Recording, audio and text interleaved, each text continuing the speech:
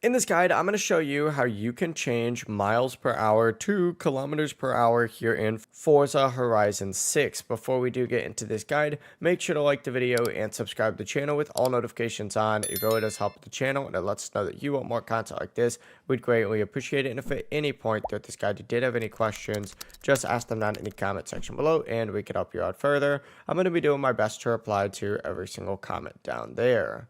Now, first things first, you need to open up Forza Horizon 6 and go ahead and open up your settings. You can do this either from the main menu or you could just do it while you're in game. But once you're in your settings, what you need to do, and you can just access this right here, is go to the HUD and gameplay tab right here. And in this section, if you scroll down on here, and you do have to scroll down pretty far, you are going to see a units option on here. By default, it's going to be set to metric, but you can actually change it to whatever it is that you want. Metric is going to be kilometer per hour, and then by default, it's set to imperial. You can also change a bunch of other display options in here as well, like your speedometer style. If you want it to be analog or digital, it's completely up to you. Just make sure you save and continue before you leave. And then, of course, you could just switch into, first person mode to see those changes actually in game.